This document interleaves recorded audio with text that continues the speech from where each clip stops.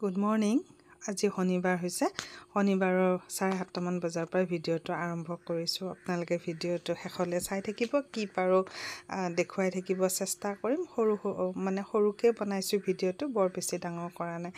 আৰু মোৰ অন্য এটা ভিডিঅ'লৈ আপোনালোক সকলোকে স্বাগতম জনাইছোঁ। বতৰে কাক কাক আমনি লগাইছে ক'বচোন বাৰু। আৰু কোন কোন জেগাত বৰষুণ হৈ আছে, সঁচাকৈ বহুত বেছি আমনি লাগিছে।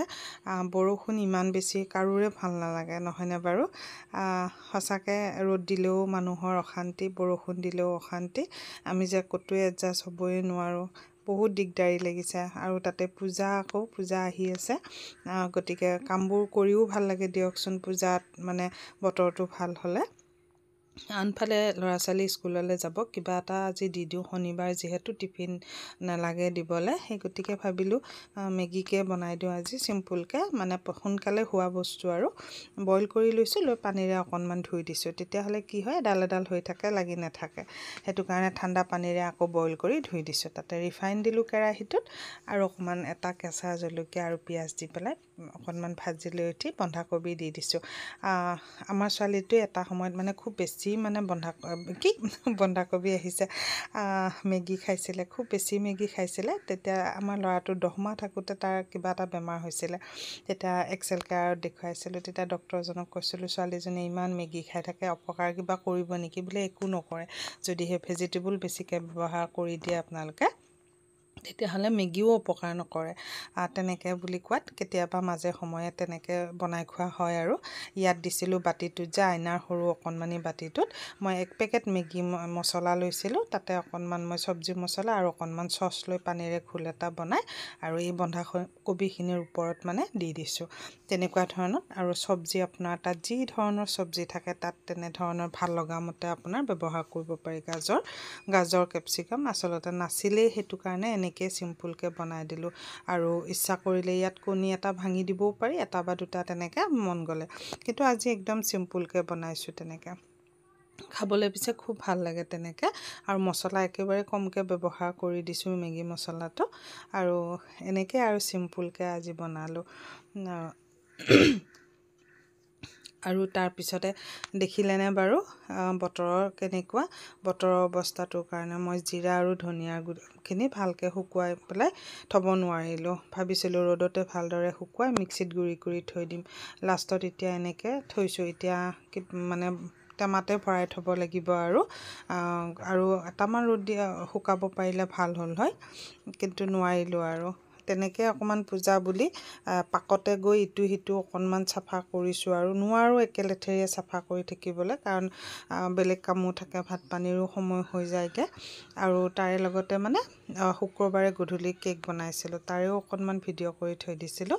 ওচৰৰে মানুহগৰাকীয়ে বোলে, ল'ৰা পোৱালীকেইটাই ক'লে কিবা এটা কেক খাওঁ লাগিছে, গতিকে মানে বনাব দিলে। তেনেকৈ পুতুককৈ কোনো ধৰণৰ ডিজাইন চিজাইন ইমান হেৰি নকৰাকৈ ওচৰৰ ঘৰৰ কাৰণে চিম্পুলকৈ তেনেকৈ বনাই দিছোঁ। আৰু আজিকালি যে নহৰুবোৰ ওলাইছে, আপোনালোকে খায়নে? আমাৰ কিন্তু বহুদিন ধৰি এইটো নহৰু অনা নাছিলে দেই। পাছত মানে লোকেল নহৰুটো নোপোৱাৰ কাৰণে আনিবলগীয়া হৈছে। গোন্ধ চোন্ধ কিন্তু একো নাই, জাৰ বুলিবলৈ একোৱেই নাই। মাত্ৰ এটা বস্তু কি জানে, এৰুৱাবলৈ খুব ভাল, আৰু ডাঙৰ ডাঙৰ কোষকেইটা যে। আৰু আনফালে মই বহাই দিছোঁ আহু কচুৱে ফুলে, তেনেকৈ মাছৰ সৈতে বনাম বুলি। আৰু চিম্পুল, আৰু আজি তেনেকুৱা একো নাই। আৰু আপোনালোকক আৰু এটা ভাল বস্তু দেখুৱাওঁ, আপোনালোকে এনেকুৱা ধৰণত বনাই খাব পাৰে কেতিয়াবা দেই। ৰাতিপুৱাতে মগুৰ দালি কেইটামান তিয়াই থৈছিলোঁ। ল'ৰা ছোৱালীকেইটাই নহয় খুব বেছি ভাল পায়।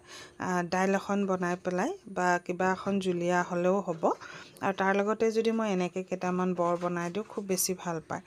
আৰু ইয়াত ইচ্ছা কৰিলে বুট, মচুৰ দালি, বুটৰ দালি তেনেকুৱাও ব্যৱহাৰ কৰিব পাৰি, কিন্তু মগুৰ দালিৰো ভাল লাগে। ইয়াতে অকণমান নিমখ দিম মই। আৰু বৰ বিশেষ এতিয়া একো নিদিওঁ মিক্সিটোত, তেনেকৈ আধা মানে দখৰীয়াকৈ মানে পিচি ল'ম। আৰু গোটেইখিনি মই মিহি নকৰোঁ মানে। তাৰে লগতে দিছোঁ মই নৰসিংহ আৰু পিঁয়াজ কাটি লৈছোঁ বাতিটোত। আৰু মগুৰ দালিখিনি ধুনীয়াকৈ উলিয়াই ল'ম, লৈ পেলাই ইয়াত সানি দিম।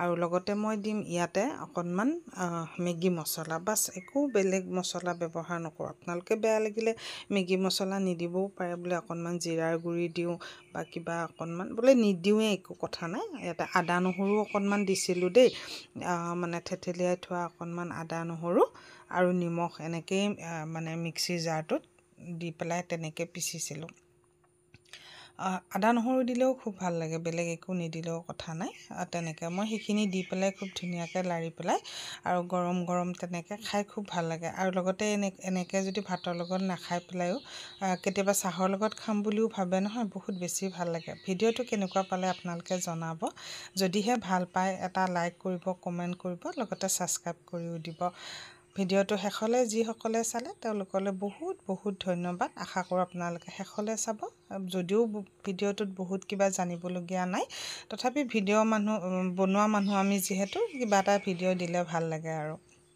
সেই গতিকে ভিডিঅ'টো তেনেধৰণতে আৰম্ভ কৰিছোঁ আৰু আনফালে মই বেঙেনাও চব বনাইছিলোঁ বেচনেৰে সেই কেৰাহীটোতে আৰু অকণমান তেল দি পেলাই মই ৰিফাইন তেল দি পেলাই আৰু পকৰিকেইটাও পকৰি বুলিও ক'ব পাৰি বৰ বুলিও ক'ব পাৰি যি বুলি কয় আৰু তেনেকুৱা ধৰণত আৰু বনাই ল'লোঁ সঁচাকৈ বহুত বেছি ভাল লাগে বহুতে হয়তো মগুৰ দালি যদি খোৱা নাই এবাৰ খাই চাব পাৰে বহুত ধুনীয়া লাগে আৰু চাহৰ লগতো যে সঁচাকৈ বহুত ভাল লাগে আৰু হোৱাৰ পিছতে কি কৰিছোঁ এতিয়া দুটামান খালেই বাৰু আহি আমাৰ মানুহজনে সেইকাৰণে আৰু কম দেখা হ'ল চাট মছলা অকণমান ওপৰত দি দিছোঁ দি পেলাই এনেই আৰু আপোনালোকক অলপ ভালকৈ মানে দেখুৱাত অলপ ভাল দেখা হ'ব বুলিয়ে নৰসিংহৰ পাতকেইটা কাষতে এনেকৈ অকণমান সজাই পেলাই দিছোঁ বাছ ইমানেই আৰু খুব বেছি ভাল লাগে খাবলৈ আৰু দিনটো তেনেকৈ খোৱা বোৱা কৰিলোঁ খোৱা বোৱাৰ শেষত অকণমান ৰেষ্ট কৰিলোঁ ৰেষ্ট কৰি পেলাই আৰু কামচোন থাকেই ন শেষেই নহয়